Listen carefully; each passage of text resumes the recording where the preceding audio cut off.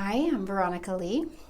When I do intuitive readings, one of the things I tune into before the reading is I ask for clarity, I set the intention for neutrality, and I open my heart to connect with unconditional love.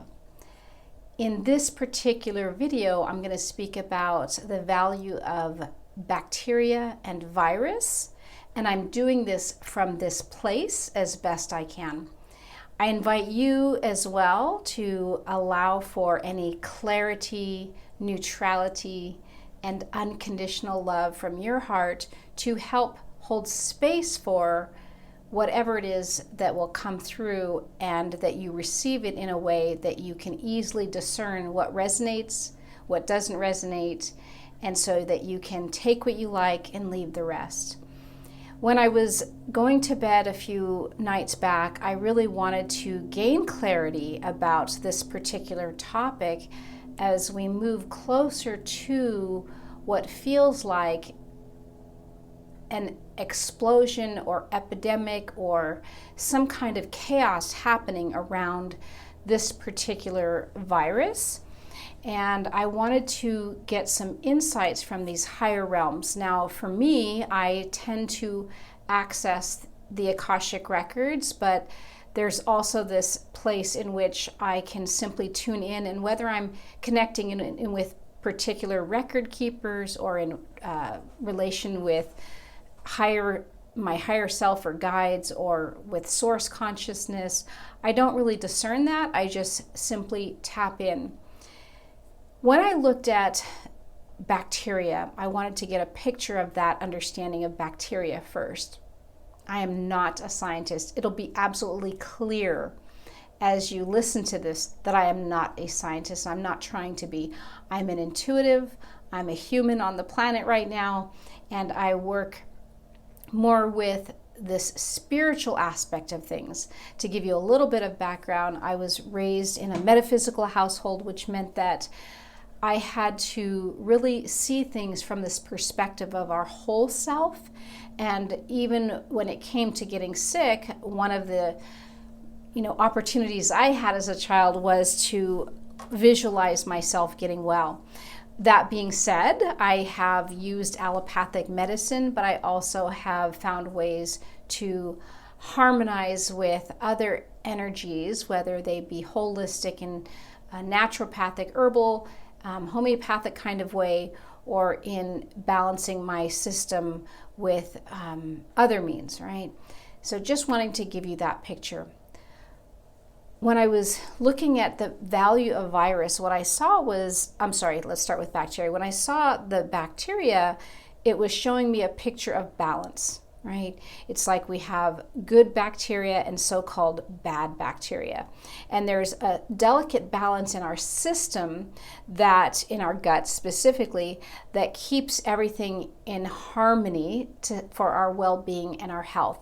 When I look at it from a larger perspective of bacteria, there are obviously bacteria that grow too much or that are too harmful to our system and therefore create imbalance.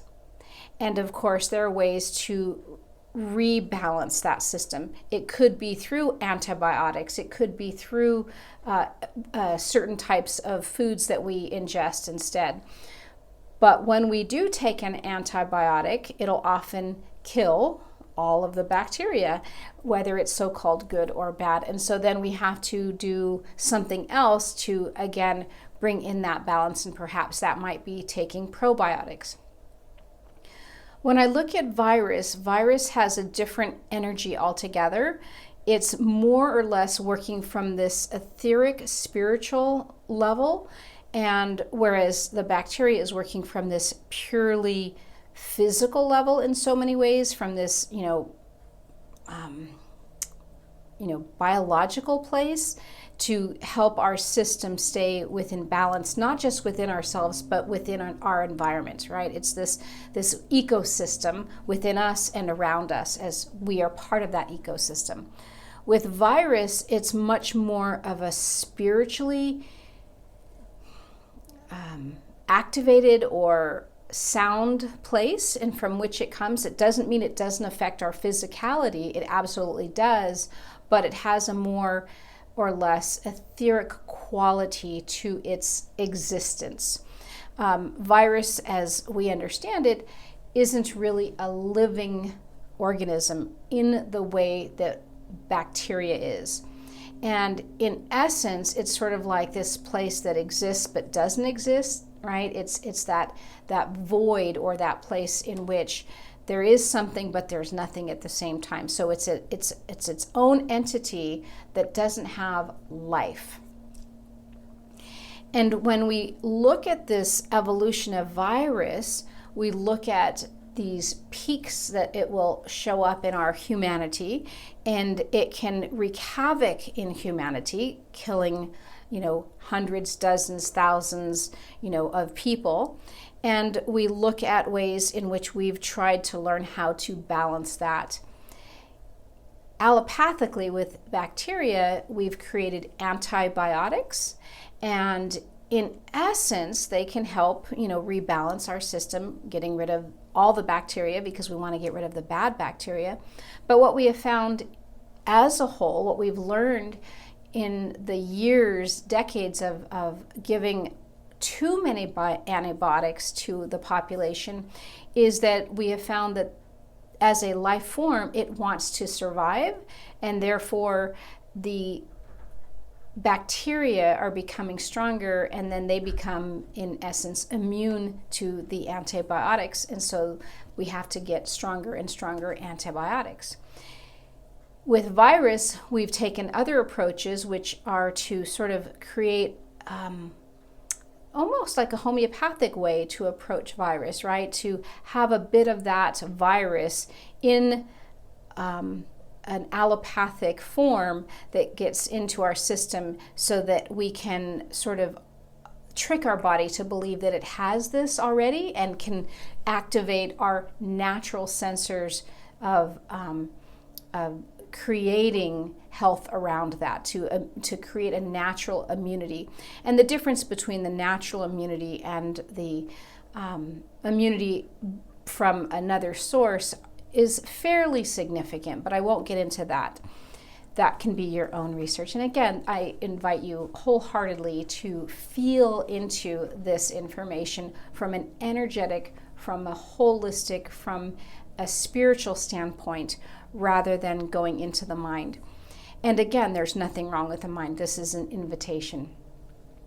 When I look at virus, the essence of it, generally speaking, is about bringing in this frequency, or this new source, virus, this new energy that sort of presses down on the human physical form and creates from it something new.